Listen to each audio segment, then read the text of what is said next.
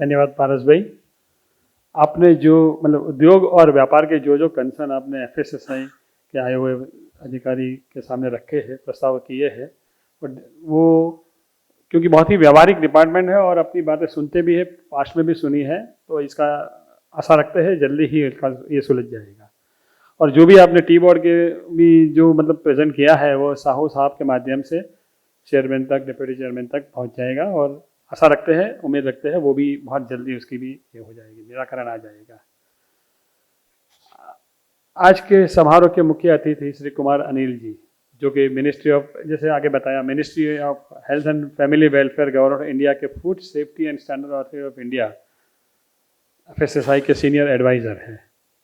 इनके बारे में कुछ बताऊं तो इन्होंने केमिकल इंजीनियरिंग में बैचलर डिग्री पाने के बाद process engineering and plant design के विशेष सब्जेक्ट के साथ केमिकल इंजीनियरिंग में ही मास्टर डिग्री प्राप्त की। क्वालिटी कंट्रोल और प्रोडक्ट की योग्यता का सर्टिफिकेशन देने वाली national standard body of India, bureau of India standard मतलब BIS में उन्होंने 29 साल कार्य किया। वे मसाले एवं खाने के अन्य पदार्थों और पेय जैसे चाय, ऑयल सीड्स और अन्य बेवरेजेस के लिए बनी BIS की टेक्निकल कमेटी के मेंबर रह चुके हैं और मसाले और अन्य खाद्य पदार्थों के लिए ही बनी ISO टेक्निकल कमेटी के वे सेक्रेटरी भी रह चुके हैं। क्वालिटी मैनेजमेंट सिस्टम ISO 9001 और food safety management system ISO 22000 के वे मुख्य ऑडिटर भी हैं। फूड प्रोडक्ट की क्वालिटी, सेफ्टी, लेबलिंग के संदर्भ में बनने वाले कायदा कानून की व्यावहारिक रूप से स्टडी करके रचना करने वाले एफएसएसआई के स्टैंडर्ड डिवीजन के वे सीनियर एडवाइजर के पद पर पिछले 4 साल से कार्यरत है। एफएसएसआई के बारे में विस्तृत जानकारी देने के लिए एवं आने वाले समय में टी पैकेट इंडस्ट्री को जो व्यावहारिक समस्या का सामना करना पड़ेगा उस पर एफएसएसआई क्या मदद कर सकेगा, उस पर मार्गदर्शन देने के लिए मैं श्री कुमार जी से अनुरोध करता हूँ। पारस भाई देसाई जी, साहू साहब, अशोक जी और मंच पर उपस्थित अन्य गणमान्य अतिथि और western India T dealers association के सदस्य, आप सबको बहुत बहुत धन्यवाद। चाय पे चर्चा सुनी थी, गुजरात से शुरू हुई थी चाय पे चर्चा, और सरकार में रहते हुए हम लोग भी बहुत चर्चाएं होती हैं और उसमें चाय होती है, लेकिन चाय के बारे में चर्चा ये मेरा पहला अनुभव है। उसके लिए मैं आपके एसोसिएशन को और पारस भाई को सबको धन्यवाद देता हूँ कि हम लोग मतलब उस समय चाय पीते हुए हम लोग नहीं सोचते थे कि ये भी एक चर्चा का इतना इम्पोर्टेंट विषय हो सकता है। और जब आज पारस भाई ने कहा कि चाय के लोग या चाय के इंडस्ट्री के लोग भी मेंबर होने चाहिए, तो मेरे दिमाग में यही बात आ रही थी कि मेरे यहाँ एफएसएसआई में जो हमारी समिति है जो चाय के स्टैंडर्ड निर्धारित करती है, मैं सबके बायोडाटा मन में सोचने लगा कि 11 लोगों की समिति होती है हमारे एक्ट के हिसाब से और 11 इंडिपेंडेंट साइंटिस्ट होते हैं। तो मैं सोच रहा था कि उसमें कितने लोग, क्योंकि वो समिति जो है वो कार्बोनेटेड बेवरेज और सब कुछ उसी में है। उसमें मेरे पास चाय भी है, उसमें मेरे पास कॉफ़ी भी है, अभी तक अल्कोहल भी था। अभी हमने एक नई कमेटी बनाई है, उसको 2 हिस्सों में कर दिया है, अल्कोहलिक बेवरेज अलग कर दिया है, नॉन अल्कोहलिक अलग कर दिया है। तो नॉन अल्कोहलिक में अभी भी चाय है। अब उसमें चाय की कितनी एक्सपर्टीज मेरे पास होगी, इसीलिए मुझे लगता है हम लोगों को भी कई बार दिक्कतें आती हैं और वो इंडस्ट्री भी इस चीज को महसूस करती है। जो हमारा जो समिति है, जो हमारे एक्ट के हिसाब से जो प्रावधान है, उसमें पारस भाई हम लोग इंडस्ट्री अलाउड नहीं है, लेकिन इसलिए अलाउड नहीं है कि वो सुप्रीम कोर्ट, इनफैक्ट जब 2011 में शुरू हुआ था एफएसएसआई में काम, तो हमारे इंडस्ट्री थी, मेंबर्स थी, उसमें कुछ लोग पीआईएल में चले गए और फिर सुप्रीम कोर्ट ने कहा कि नहीं, इंडिपेंडेंट साइंटिस्ट होने चाहिए और हम लोगों को इंडस्ट्री वालों को उसमें से हटाना पड़ा। तो लेकिन हमने अभी पिछले साल एक नया कॉन्सेप्ट शुरू किया है, करीब 1.5 साल हो गए, स्टैंडर्ड रिव्यू ग्रुप, SRG हम बोल रहे हैं उसको। उस स्टैंडर्ड रिव्यू ग्रुप में क्या है, हमने प्रोडक्ट स्पेसिफिक ग्रुप्स बनाए हैं इंडस्ट्री के, और अनफॉर्चुनेटली अभी उसमें टी नहीं है। क्योंकि वो भी ग्रुप जो था वो भी हमने बेवरेज का बना दिया था। और फिर बेवरेज में क्या होता था, कोला वाले और ये सब लोग उसमें हैं, वो कोला के बारे में बात होती है, उसके बारे में बात होती है, टी के बारे में बात नहीं होती है। तो मैं इतना विश्वास दिलाता हूं कि हम एक स्टैंडर्ड रिव्यू ग्रुप चाय का स्पेशली बनाएंगे, जिसमें कि आपकी, और नॉर्मली इस ग्रुप में ना हम लोग इंडिविजुअल कंपनीज को नहीं लेकिन एसोसिएशन को मेंबरशिप देते हैं, जिससे कि नहीं तो इंडिविजुअल कंपनी अपनी बात करती है, तो एसोसिएशन अगर करती है तो हम ये मानते हैं कि वो अपने मेंबर्स के साथ कंसल्ट करके आई है। तो मैं एक एसआरजी अभी जाते ही मैं प्रपोज करने वाला हूँ कि एक चाय के ऊपर एक एसआरजी बने और हम लोग चाय के ऊपर ही, अब चाय पर चर्चा के बजाय चाय के ऊपर चर्चा करें। तो वो एक इंपॉर्टेंस मुझे समझ में आई है आपके गुजरात आने के बाद। वो तो मुझे बुलाने के लिए बहुत बहुत धन्यवाद। दूसरा ये था कि मैं देख रहा था आप सबके सामने पानी रखा हुआ, हमारे सामने पानी नहीं रखा, तो मुझे लग रहा था कि आप लोगों को हम पानी पिला पिला के आज बोर करने वाले हैं, तो आप लोग को हमारे साथ बियर करना पड़ेगा। तो और तीसरा बात कि जब मेरे को पारस भाई ने बोला कि हिंदी में बोलना है तो मुझे बड़ा अच्छा लगा कि होता है ना कि आप सपना किस चीज में लेते हैं। आपको सपने जब आते हैं अंग्रेजी में नहीं आते होंगे, हिंदी में सपने आते हैं, तो जो आपकी मातृभाषा है उसमें सपने आते हैं। तो आदमी अपने आप को बहुत अच्छा एक्सप्रेस कर सकता है जिस भाषा में वो सोचे। नहीं तो मैं सोचूंगा एक भाषा में, उसको ट्रांसलेट करके आपको दूसरी भाषा बताऊंगा तो हो सकता है मैं उतना अच्छा कम्युनिकेट ना कर पाऊं। तो अब ये सोचना और बताना एक साथ चलेगा। तो मैं थोड़ा सा फॉर्मली प्रेजेंटेशन मेरे को पारस भाई ने बोला था तो मैंने बनाया है, और कुछ पॉइंट्स मैं वैसे आपको बोलना चाहूंगा।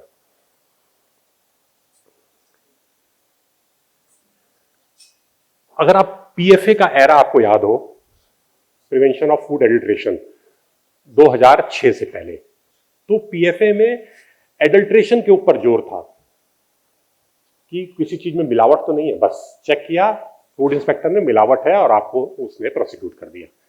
लेकिन 2006 में जब हमारा एक्ट बना तो उसमें दो चीज के बारे में कहा गया, ensure wholesome food, safe and wholesome. तो सेफ पार्ट तो हमारा पीएफए से आया कि फूड में सेफ्टी होनी चाहिए, एडल्ट्रेशन नहीं होना चाहिए। लेकिन जो नया आयाम उसके अंदर जोड़ा गया वो था होलसम फूड, कि वो फूड अपने आप में संपूर्ण है कि नहीं, होलसम है कि नहीं। तो ये हमारा एफएसआई का मैंडेट है, to ensure safe and wholesome food for human consumption. और जब हम ह्यूमन कंजम्पशन की बात करते हैं तो हम सारे डोमेस्टिक प्रोडक्शन की बात करते हैं और इंपोर्ट की बात करते हैं। एक्सपोर्ट नॉर्मली हम लोग का एक्ट जो है वो एक्सपोर्ट को नहीं हैंडल करता, क्योंकि एक्सपोर्ट में जो इंपोर्टिंग कंट्री होते हैं उसके कानून लागू होते हैं उस प्रोडक्ट के ऊपर। अगर आप एमआरएल की बात करेंगे तो एमआरएल उस कंट्री का लगेगा जिस कंट्री में मटेरियल जा रहा है, हमारे एमआरएल नहीं लगेंगे। तो ये बेसिक हमारे एफएससीआई का मैंडेट है, to ensure safe and wholesome food for human consumption. नहीं पानी तो ये लोग पिएंगे। नहीं सर, मैं तो मजाक कर रहा हूँ। नहीं सर, जब ये 2008 में सेटअप हुआ, 2006 में एक्ट था, उसके बाद सेटअप हुआ अथॉरिटी 2008 में।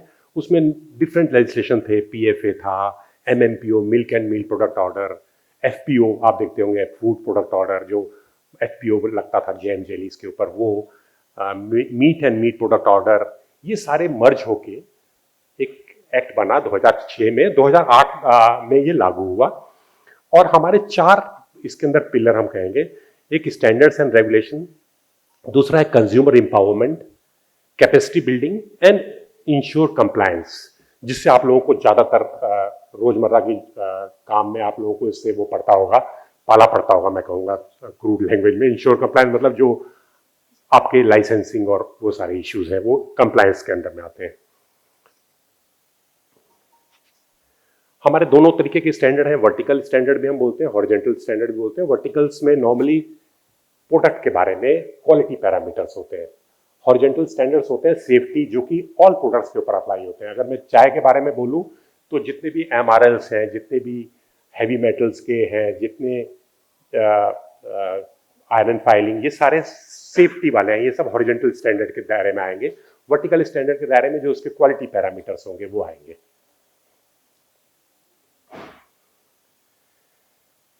हमारे साइंटिफिक पैनल्स हैं, जैसे मैंने बताया 19 साइंटिफिक पैनल्स, अब हमने 21 कर दिए। इसमें मैंने एक एल्कोहलिक बेवरेज और ऐड किया है और एक दो हो गए, अब 21 हो जाएंगे। ये निर्धारित करते हैं कि क्या मानक होने चाहिए। 3 प्रिंसिपल रेगुलेशंस हैं। ये ज़्यादा डिटेल इतनी इंपॉर्टेंट एज टी मैन्युफैक्चरर और ट्रेडर इतनी ज़्यादा इंपॉर्टेंट नहीं होगी, क्योंकि पारस भाई ने कहा था तो मैंने कहा थोड़ा मैं आउटलाइन दे दूं, बाकी फिर मैं अलग से बात करूंगा। जो कंज्यूमर एम्पावरमेंट की हम बात करते हैं तो हम लोगों ने काफ़ी कंज्यूमर को अवेयर करने के लिए तरह तरह के हमने कार्यक्रम शुरू किए। हमको SNF बोलते हैं, सेफ एंड न्यूट्रिशियस फूड का जो कार्यक्रम है, स्कूल्स के ऊपर कैसे अप्लाई होगा, वर्क प्लेस पे, हॉस्पिटल्स के ऊपर, उसके ऊपर हमने तरह तरह की किताबें भी निकाली हैं। जैसे पिंक बुक है, पिंक बुक में स्कूल्स के बच्चों को किस तरीके से सेफ खाने के लिए क्या करना चाहिए। येलो बुक के अंदर हम लोगों ने टेस्ट मेथड्स निकाले हैं कि घर में आम जिंदगी में अगर आप कोई चीज़ एडल्ट्रेशन निकालना चाहें, हल्दी के अंदर अगर बुरादा पड़ा हुआ है, ईंट का वो है या कोई चूरा डाला है, किस तरीके से आप उसको टेस्ट कर सकते हैं। मिल्क के अंदर कुछ अगर मिलाया है तो इसमें छोटे छोटे टेस्ट हैं जो लोग घर में कर सकते हैं। ऑरेंज बुक, इस तरीके से हमने कई सारी किताबें निकाली हैं, वो हमारे वेबसाइट पर उपलब्ध है। तो इसका भी आप लोगों को बता सकते हैं और इसका उपयोग कर सकते हैं। हालांकि एज टी मैन्युफैक्चरर आप लोगों के लिए इतना इंपॉर्टेंट नहीं होगा, लेकिन एक आम जिंदगी के लिए बहुत इंपॉर्टेंट है। फिर हम लोगों ने क्लीन स्ट्रीट फूड हब, मुझे बड़ी खुशी हो रही है कहते हुए कि गुजरात में हम लोगों ने पहला clean street food hub Kankaria lake के पास पिछले साल इनॉग्रेट किया था, जिसमें हमने एक इकोसिस्टम बनाया कि जो ठेली वाले हैं उनको किस तरीके से अपना हाइजीन मेंटेन करना चाहिए, उनका एनवायरनमेंट कैसा हो, उनका पानी का डिस्पोजल कैसा हो, खाने का डिस्पोजल कैसा हो, एक पूरा हम लोगों ने एक सिस्टम बनाया है और उसका एक ऑडिट का मैकेनिज्म भी बनाया है। और फिर हम लोग स्ट्रीट फूड हब, जैसे हांगकांग में आप देखते हैं कि आइडल वो होते हैं कि वहाँ पर आप मतलब अगर खाएं तो, नहीं तो आमतौर पे स्ट्रीट फूड पे खाने में हम लोग को डर लगता है कि घर पे पहुंचने के बाद क्या होगा। लेकिन एक क्लीन स्ट्रीट फूड हम लोगों ने इस तरीके से डेवलप किया है कि अगर आप वहाँ खाएंगे तो सेफ खाना आपको मिल सकता है, और वो पूरा एक सिस्टम को फॉलो कर रहे हैं। और वो एक कनकड़िया लेक पे जैसे हम लोगों ने बनाया, इस तरीके से हम लोग अभी 13 स्टेट में 85 हब, पहला तो गुजरात में बना था, और 85 हब जो है और इस समय हमारे काम चल रहे हैं स्ट्रीट फूड हब के ऊपर, जिसको हम लोग डेवलप कर रहे हैं। फिर कैंपस बहुत इंपॉर्टेंट होता है कि कैंपस में किस तरीके से खाना हो, तो हम लोग कैंपस का भी एक तरीके से सर्टिफिकेशन कर रहे हैं। कॉलेज के कैंपस हो गए या कोई अगर आपकी बड़ी इंडस्ट्री है उसमें 100-200 लोग काम करते हैं, तो वहाँ पे कैंपस में किस तरीके से खाने का और किस तरीके से ईट राइट कॉन्सेप्ट में उनके क्या पैरामीटर होने चाहिए, उसके ऊपर भी हम लोग ने काफ़ी काम किया है। और उसके ऊपर भी हम लोग ऑडिट करके और street clean eat right campus का भी उनको दर्जा दे रहे हैं। इस तरीके से हमारे काफ़ी काम चल रहे हैं जिसपे कैंपस के ऊपर अच्छा खाना मिले। दिल्ली यूनिवर्सिटी में भी हम लोग इसका वो कर रहे हैं कि, और उसमें कई सारे उसके पैरामीटर्स हैं कि जंक फूड नहीं मिलना चाहिए और किस तरीके से खाना होना चाहिए, किस तरीके से सफाई होनी चाहिए, सारी टोटलिटी में हम लोग ये काम भी कर रहे हैं इस क्लीन स्ट्रीट फूड हब का। हाइजीन रेटिंग हम लोगों ने रेस्टोरेंट का शुरू किया, जिसपे रेस्टोरेंट के इंस्पेक्शन करके उसकी हाइजीन देख के, और वह रेस्टोरेंट अपने दरवाजे पे उसको लिख सकता है कि मैं हाइजीन रेटिंग में किस उस पर, जैसे आप जोमेटो और उसमें देखते हैं किसी भी उसका किसी होटल के साइट पे जाइए तो उसका हाई रेटिंग होती है कि 3 स्टार है कि 4 स्टार है, तो वहाँ तो पब्लिक रेटिंग देती है, उसमें कई बार चीज़ें मैनिपुलेट भी होती हैं। लेकिन यहाँ पर हम लोग की टीम जाती है और उसको रेस्टोरेंट को विजिट करके और उसको एक रेटिंग देती है। अगर उसकी रेटिंग खराब है तो उसको इम्प्रूवमेंट नोटिस देती है और उसके बाद वो अपनी रेटिंग को डिस्प्ले कर सकता है, तो जिससे अगर आप उस रेस्टोरेंट में जाएं तो आपको पता रहेगा कि यहाँ पर खाना सुरक्षित है। तो ये भी हम लोगों ने कुछ थोड़ा सा काम शुरू किया है। फिर कंज्यूमर एम्पावरमेंट में फूड फोर्टिफिकेशन के ऊपर काफ़ी हम लोगों ने काम शुरू किया, जिसके अंदर फोर्टिफाइड फूड 5 स्टेपल्स के ऊपर आटा, चावल, दूध, तेल और नमक, इसके फोर्टिफिकेशन का भी हम लोगों ने काम काफ़ी बड़े स्केल में शुरू किया है। फूड सेफ्टी ऑन व्हील हम लोगों ने गाड़ियाँ स्टेट्स को दी हैं। गुजरात में भी मेरे ख्याल से दो फूड सेफ्टी ऑन व्हील 2 गाड़ियाँ हम लोगों ने गुजरात में भी दी है। वो लोग जगह जगह जाते हैं और छोटे छोटे टेस्ट कंज्यूमर्स के करके उन लोगों को वहाँ रिजल्ट देते हैं। ये भी हम लोग इंडिया में करीब 50 से ज़्यादा गाड़ियाँ दे चुके हैं।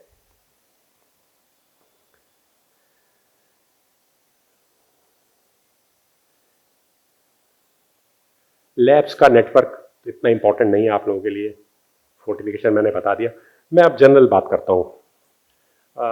पारस भाई की 2-3 बातों को और मैं पहले पूरा कर लूँ। MRLs के ऊपर उन्होंने, पारस भाई ने बोला कि चाय के MRL बहुत स्ट्रिंजेंट हैं और कुछ हम लोग काम नया भी शुरू कर रहे हैं। तो MRL की जो फिक्सेशन होती है, जो टी में हम लोग MRL फिक्स करते हैं, नॉर्मली उसका एक बड़ा फिक्स सिस्टम होता है। वो बेस्ड ऑन जो इंडस्ट्री कोई एक पेस्टिसाइड को, मान लीजिए वो चाय में इंट्रोड्यूस करना चाहते हैं कि ये पेस्टिसाइड इस पेस्ट के लिए, चाय के लिए ये ठीक है, तो वो उसके ऊपर फील्ड ट्रायल करती है। और फील्ड ट्रायल करने के बाद वो मैन्युफैक्चर इंडस्ट्री की जब मैं बात कर रहा हूँ तो मैं बात कर रहा हूँ पेस्टिसाइड मैन्युफैक्चरर की, और वो फील्ड ट्रायल करने के बाद फिर उसके डाटा को CIB-RC में जमा करती है, और it is entirely based on that data हम लोग उसका MRL फिक्स करते हैं। उसमें हमारे हाथ में बहुत ज्यादा वो होता नहीं है, क्योंकि इसका सेट इंटरनेशनली एक्सेप्टेड कैलकुलेटर है। उस सिस्टम में आपके फूड बास्केट के हिसाब से जो पेस्टिसाइड का उससे डाटा दिया है, वो सिस्टम कैलकुलेटर ऑटोमेटिकली कैलकुलेट करके बताता है कि इसका MRL क्या होना चाहिए। तो इसमें अगर मेरा सजेशन ये है कि आप लोगों को मैन्युफैक्चरर ऑफ पेस्टिसाइड उससे बात करना चाहिए कि वो डाटा किस तरीके से दे रहा है। उसके ऊपर भी हम, अगर आप चाहेंगे तो हम SRG में किसी एक पॉइंट पे, अगर जब हम SRG की मीटिंग करें तो किसी एक पॉइंट पे हम पेस्टिसाइड के मैन्युफैक्चरर को भी बुला लेंगे, और उसमें हम लोग इस चीज पे चर्चा कर सकते हैं कि ये क्यों ऐसा आता है कि आपकी फील्ड ट्रायल कहती है कि 0.01 आना चाहिए, लेकिन एक्चुअल में मार्केट में ज्यादा आ रहा है। या तो उनके प्रैक्टिसेस ठीक नहीं है, किसान जो टी ग्रोअर है वो लोग ठीक से उसको लगा नहीं रहे हैं, या डाटा में गलती है। तो ये भी एक चर्चा का विषय है जो कि हम लोग उनके साथ बैठ के कर सकते हैं। जहां तक बात है MRL की, जो कलकत्ता में भी, अगर आपको याद होगा तो CEO साहब ने मेरे को फोन किया था मीटिंग के दौरान ही, तो उसमें कई सारे यही थे कि MRL इतने कम क्यों है, इंटरनेशनली ज्यादा है। तो मैंने बताया था कि वो MRL इतने कम इसलिए है क्योंकि वो डाटा जो उन्होंने दिया इंडस्ट्री ने। और अभी हम लोगों को टाटा बेवरेज में और कई आपके यहाँ से भी आया है कि कई सारे पेस्टिसाइड ऐसे हैं जो फील्ड में इस्तेमाल हो रहे हैं लेकिन उसके MRL नहीं है। फिर हम लोगों ने उसके अंदर तहकीकात की तो पता चला कि वो टी बोर्ड की लिस्ट में है लेकिन उसके MRL नहीं है।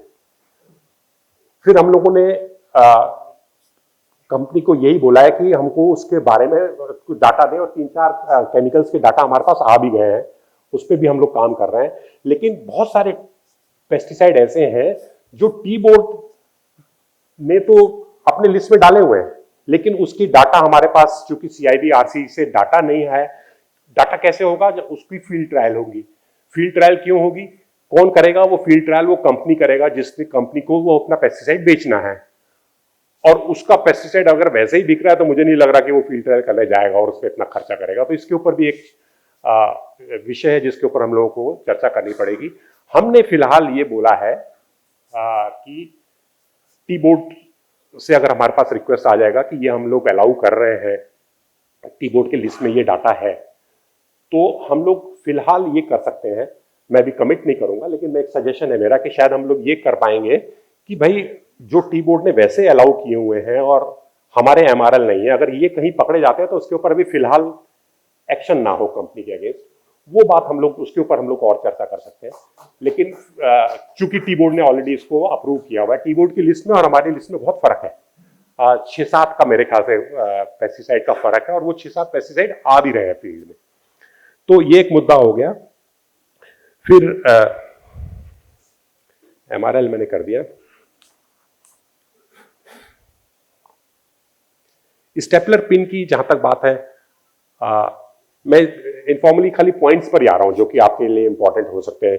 स्टेपलर पिन की तो हम लोगों ने 31 दिसंबर 2021 तक का एग्जाम्पशन दे दिया था, subject to clear application and clear road map. तो उसके ऊपर हमारे यहाँ एप्लीकेशन आ रही हैं और हमारे यहाँ एप्लीकेशन को वो लोग क्लियर भी कर रहे हैं। तो जिसका रोड मैप 31 दिसंबर 2021 तक का मिल जा रहा है, हमारे एक विभाग है RCD जो उसको करता है, रेगुलेटरी कंप्लायंस डिवीजन, वो उसको अप्रूवल दे रहा है। अगर किसी का कोई टी बैग का अप्रूवल पेंडिंग हो तो definitely they can contact us, हम उस पर उसको तो 31 दिसंबर 2021 तक बंद करना पड़ेगा और 31 दिसंबर 2023 तक हम लोग 2 साल का शेल्फ लाइफ मान रहे हैं। 31 दिसंबर 2023 के बाद वो शेल्फ से भी हटाने पड़ेंगे अगर कहीं दुकान में पड़े हुए हैं तो ये हमारा रोड मैप है।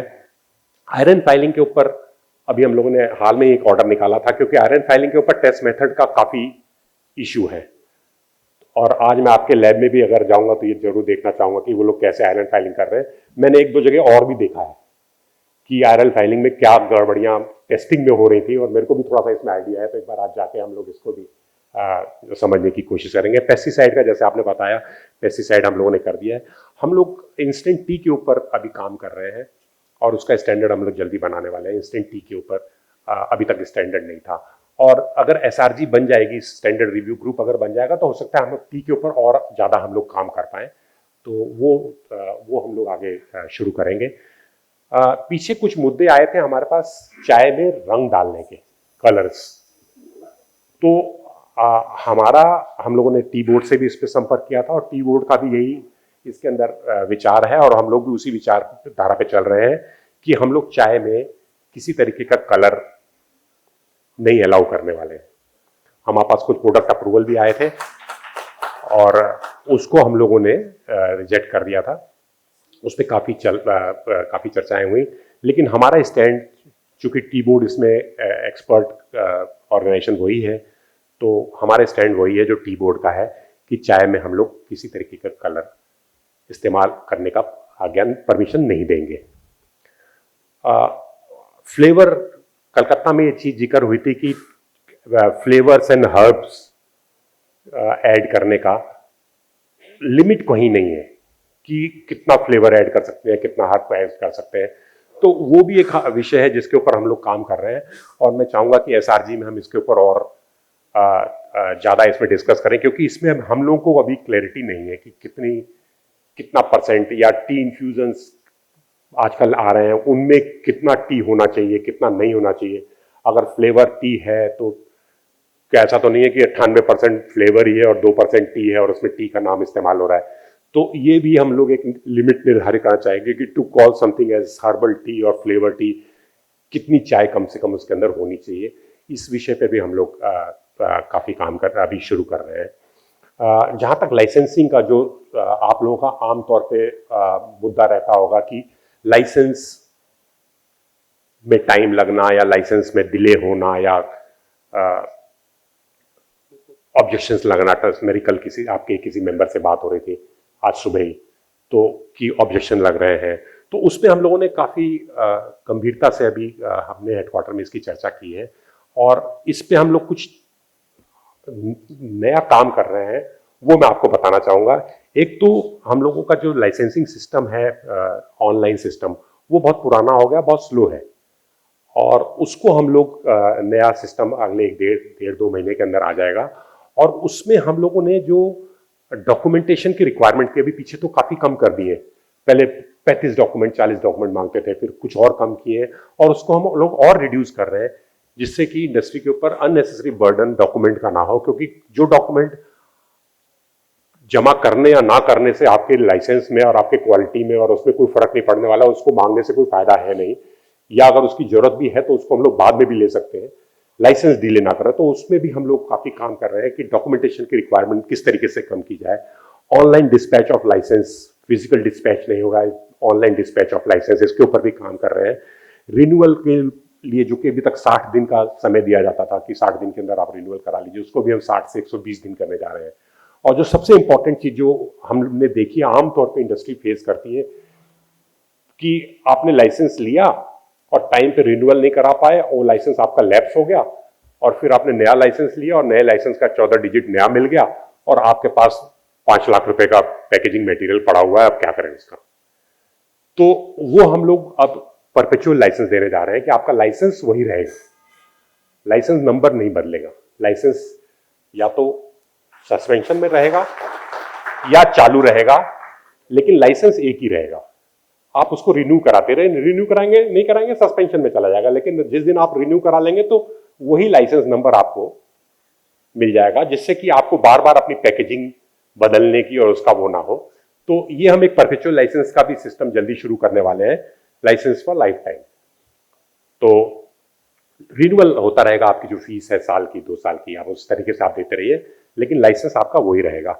ऑनलाइन इंस्पेक्शन का भी हम लोग, जो कि फूड सेफ्टी ऑफिसर आपके यहाँ आता है और उसने रिपोर्ट दी या नहीं दी, या ऑफिशियली आया या ऑफिशियली नहीं आया, इस सब को रोकने के लिए हमने एक ऑनलाइन सिस्टम बनाया जिसके में उसको टैब दिया जाएगा और वो जो भी कुछ वहाँ पे करेगा वो उसके टैब में वहीं के वहीं भरेगा।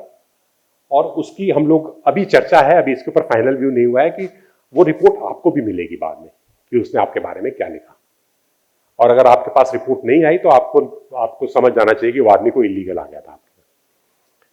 तो इसको हम लोग बोल रहे हैं food safety compliance through regular inspection and sampling, FoSCoRIS system अभी हम शुरू करने जा रहे हैं। और एक और अच्छा काम जो शुरू करने जा रहे हैं, हालांकि आप लोगों के लिए इतना इंपॉर्टेंट नहीं होगा क्योंकि आप लोग ऑलरेडी इस बिजनेस में हैं, फूड सेफ्टी मित्र। अभी दलाल घूम रहे हैं और वो आपको कुछ पढ़ा देते हैं, कुछ समझा देते हैं। तो उसमें ना एक बहुत बड़ा बिजनेस के बीच में और रेगुलेटर के बीच में एक अपने आप में एक मेंटल ब्लॉक तो रहता है कि रेगुलेटर है, इंस्पेक्टर है, तो एक दलाल आके बैठ गया है। तो उस दलाल का सिस्टम हम खत्म करने के लिए हम लोग ऑथराइज फूड सेफ्टी, जैसे इनकम टैक्स रिटर्न भरने के लिए जो होते हैं ऑथराइज इनकम टैक्स के, उसमें ऑथराइज फूड सेफ्टी मित्र होंगे, उनकी फिक्स फीस होगी और उसको हम लोग ट्रेन करेंगे जो ये काम करना चाहेंगे, और वो लोग इम्पैनल्ड होंगे, तो आप उनमें से किसी को भी हायर कर लेंगे।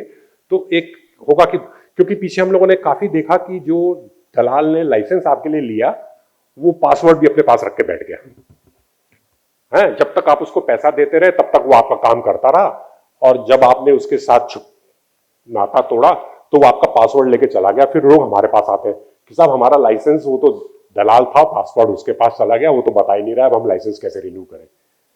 तो इस टाइप की वो उसने आपको बंधक बना लिया।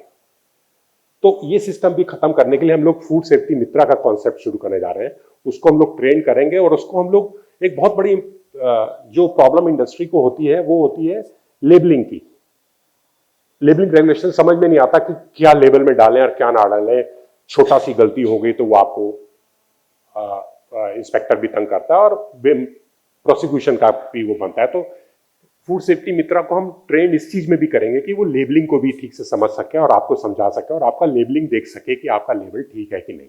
और उसके बाद अगर फूड सेफ्टी मित्रा ने उस लेबल को ठीक कहा है और उसके बाद भी वो गलत निकल जाए तो आपके ऊपर एक्शन ना हो, क्योंकि वो हमारा तरफ से आया हुआ फूड सेफ्टी मित्रा था। हमारी ट्रेनिंग में कोई कमी थी, तो वो भी हम आगे न्यूअर फ्यूचर में करेंगे। और जो और एक इंपॉर्टेंट चीज है वो हम लोग ये करने जा रहे हैं कि लेबलिंग्स के जो डिफेक्ट्स होते हैं उसमें हम लोग कोशिश कर रहे हैं कि ये बता पाएं कि कौन से माइनर डिफेक्ट्स हैं और कौन से मेजर डिफेक्ट्स हैं। माइनर डिफेक्ट्स में आपको वार्निंग देके या ठीक करा के भी छोड़ा, मतलब काम आगे निपट सकता है, बजाय इसके कि हम कोर्ट जाएं और प्रोसिक्यूशन करें। तो हम लोग माइनर डिफेक्ट और मेजर डिफेक्ट के एरिया में भी काम कर रहे हैं। थोड़ा समय लगेगा, लेकिन ये भी हम लोग कर रहे हैं कि माइनर डिफेक्ट्स को डिफाइन किए जाए, जिससे कि अननेसेसरी छोटी मोटी कमी के कारण इंडस्ट्री को हैरेसमेंट ना हो।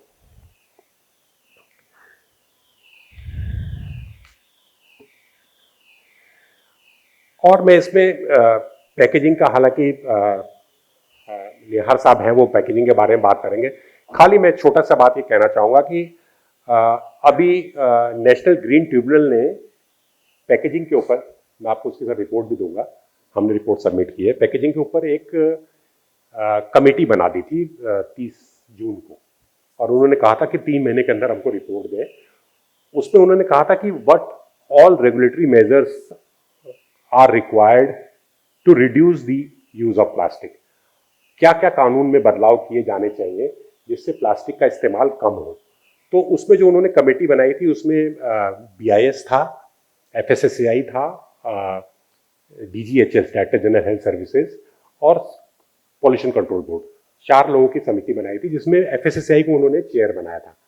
तो हम लोगों ने काफ़ी डिटेल में हम लोगों ने कंसल्टेशन की, हमने इंडस्ट्री के साथ भी मीटिंग की, हमने NGOs बुलाए, और हिम जागृति का केस था ये, हिम जागृति वर्सेस यूनियन ऑफ इंडिया, उसी में कोर्ट का ऑर्डर था। हिम जागृति कोई NGO है, तो हमने NGOs भी बुलाए थे, हमने इंडस्ट्री को भी बुलाया था, और काफ़ी हम लोगों ने मीटिंग करके हम लोगों ने 30 अगस्त को उसकी रिपोर्ट जमा की है। तो उस रिपोर्ट में हम लोगों ने थोड़े बहुत चेंजेस की बात तो की है, चेंजेस करने के लिए, लेकिन जो हम लोगों ने रिकमेंडेशन दी है उसमें कुछ 3-4 पॉइंट इंडस्ट्री के पॉइंट ऑफ व्यू से इंपॉर्टेंट है, वो मैं आपको बताना चाहूंगा। एक हमने रिकमेंडेशन दिया है कि हम लोग प्लास्टिक फुटप्रिंट, इसका कॉन्सेप्ट शुरू करेंगे। रेटिंग सिस्टम ये है कि कोई स्पेसिफिक प्रोडक्ट, चलिए मैं चाय की ले लेता हूं। 1 टन चाय मार्केट में जब जाती है तो उस 1 टन चाय में किसी एक पर्टिकुलर आपकी वैरायटी, कोई पर्टिकुलर ब्रांड, 1 टन चाय की पत्ती में आपका कितना किलो प्लास्टिक इस्तेमाल हो रहा है। अगर आपने 100 ग्राम का पैकेट बनाया या 1 किलो का पैकेट बनाया या 5 किलो का पैकेट बनाया, तो कितना पैकेट आपका प्लास्टिक इस्तेमाल हो रहा है, वो हम एक मार्केट एवरेज कैलकुलेट करेंगे और उसको बेंचमार्क बनाएंगे कि मार्केट एवरेज ये है कि 1 टन चाय में 200 किलो प्लास्टिक का इस्तेमाल हो रहा है, ये मार्केट एवरेज है। फिर इंडस्ट्री को इंकरेजमेंट हम लोग रेटिंग सिस्टम करेंगे, जिसके ऊपर हम इंडस्ट्री लेबलिंग में भी डाल सकते हैं कि हम लोग एक रिस्पॉन्सिबल बिजनेस है, कि आप 200 किलो से आपने कम करके 180 कर दिया या 170 कर दिया, पैकेजिंग रिड्यूस कर दी, साइज बड़े कर दिए। बल्क पैकेजिंग को हम लोग, छोटे पैकेज को हम डिस्करेज करने की बात कर रहे हैं। शैम्पू के शय से, सॉस के पैकेट्स, छोटे छोटे अचार की पुड़िया, ये सारी प्लास्टिक कोई कूड़ा बिनने वाला नहीं उठाता है। ये एक बार कटा तो गया। बॉम्बे में अभी रिसर्च हुआ था, सर्वे हुआ एक, कि जो दूध की थैलियां आप लेते हैं और उसको तिकोना काट के निकाल देते हैं, वो तिकोना कंट्री में रोज टनों में निकल रहा है, छोटा सा तिकोना, उसको कोई कूड़ा बिनने वाला नहीं उठा रहा है, वो सारा का सारा मिट्टी में जा रहा है। तो किस तरीके से छोटे पैकेट्स को रिड्यूस किया जाए, छोटे बोतलों को रिड्यूस किया जाए। 200 ml की बोतल में 14-15 ग्राम पेट चला गया, यहाँ पे कूड़े वाला भी नहीं उठाता इतना छोटा पैकेट। इसमें 3 तरीके की प्लास्टिक है, पेट की बोतल है, एचडीपी का ढक्कन है, पीवीसी का रैपर है, तो उसको छांटना, अलग करना उसके लिए इकोनॉमिकल नहीं है। जो आदमी मजदूरी कर रहा है वो चीज उठा रहा है जिससे उसको फायदा होना है, शाम तक उसको अपनी दिहाड़ी जिससे निकलनी है। तो छोटी चीजों में उसका इंटरेस्ट नहीं है कूड़ा उठाने वाले का भी। तो ये भी हम लोग एक कर रहे हैं कि स्मॉल साइजेस को रिड्यूस कर रहे हैं। मल्टी लेयर पैकेजिंग, जो टेट्रा पैक जिसको बोलते हैं आप लोग, मल्टी लेयर पैकेजिंग एक दूसरा मुद्दा है जिसके अंदर की 6 लेयर 7 लेयर होती है। अब हमने अभी पीछे डिस्कशन चल रहा था तो पता चला कि पानी की बोतल जो है सब 1 लीटर की, उसमें तो 43 ग्राम पेट है। और एमएलपी वाले कहते हैं कि साहब हम बहुत अच्छे हैं, हमारा तो 13 ग्राम प्लास्टिक है। फिर पता चला कि नहीं साहब, वो 13 ग्राम प्लास्टिक को निकालना और मुश्किल है, क्योंकि वो लेयरों के बीच में है। अब आप नोचिएगा, तोड़िएगा, फिर 13 ग्राम मिलेगा, तो कौन रैक पिकर उसको करने वाला है। तो वो 13 ग्राम ज्यादा रिस्की है बजाय इसके कि 45 ग्राम का है बोतल, क्योंकि बोतल तो उठ के गल भी जाएगा। उसमें मेटल भी है, उसके अंदर गत्ता भी है, मेटल भी है, प्लास्टिक के 3-3, 4-4 लेयर है, 7 लेयर की है। तो मल्टी लेयर पैकेजिंग वालों को भी हम लोग इनकरेज कर रहे हैं कि वो अपने लेयर्स में प्लास्टिक का यूज कम करें। ये भी एक हमारा वो है। फिर पानी की बोतलों में हमने जो ऊपर की जगह खाली रह जाती है, उसके अंदर हम लोगों ने नाइट्रोजन भरने की परमिशन दे दी है, जिससे नाइट्रोजन भरने से एक तो पानी खराब नहीं होगा, इंडस्ट्री की डिमांड थी पानी खराब नहीं होगा, और बॉटल प्रेशर में रहने से बॉटल में रिजिडिटी रहेगी तो थिकनेस कम कर सकता है वो पानी की बोतल की। आप देखिएगा एक्वाफिना की बोतल आप खोलते हैं तो हल्की सी आवाज करती है, पिस, और फिर एकदम हो जाती है, तो उसके अंदर ऑक्सीजन, उसके अंदर प्रेशर में एयर, वो नाइट्रोजन रहती है। तो इस टाइप के हम लोग कई काम कर रहे हैं। तो ये भी एक वो है एनजीटी की रिपोर्ट के बेसिस पे, उसके ऊपर भी हम लोग समय समय पे जो भी वो होगा निकालेंगे। और मुझे इतना ही कहना है, अगर कोई क्वेश्चन होगा तो हम लोग बाद में इसको टेकअप कर सकते हैं। धन्यवाद, नमस्कार।